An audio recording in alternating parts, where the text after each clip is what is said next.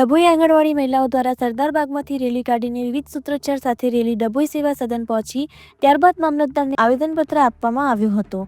વિવિધ માંગણીઓને લઈને ડભોઈ પ્રાંત ઓફિસર શ્રીની કચેરી ખાતે આંગણવાડી બહેનો દ્વારા નામદાર શ્રી સુપ્રીમ કોર્ટના LPA નંબર 3158 ઓફ 2022 ચુકાદામાં થયેલ સૂચન તથા નામદાર ગુજરાત હાઈકોર્ટના તારીખ 2/8/2024ના જસ્ટિસ શ્રી નિખિલ S કારિયાલ સાહેબના ચુકાદાનો અમલ કરવા તથા દરમિયાનમાં આંગણવાડી વર્કર હેલ્પરને વર્ગ 3 અને વર્ગ 4ના નોકરિયાતોને ચૂકવાતું લઘુત્તમ વેતન ચૂકવવા નિર્ણય કરવા આંગણવાડી વર્કર તથા હેલ્પર અને ગુજરાત આંગણવાડી કર્મચારી સંગઠન તરફથી ડભોઈ પ્રાંત કચેરી ખાતે નીચે મુજબ રજૂઆત કરી તાકીદે નિર્ણય કરવા વિનંતી કરવા આવેદનપત્ર બહેનો દ્વારા આપવામાં આવ્યું હતું।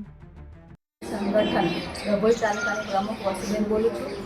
आज रोज अमे आवेदनपत्र आपवा आया था कलेक्टर ऑफिस में कि જ્યારે સિવિલ કોર્ટ હાઈકોર્ટે અમારો ચુકાદો આપી ચૂક્યો છે કે આંગણવાડી વર્કર હેલ્પરને વર્ગ 3-4ના કર્મચારી ગણવામાં આવે।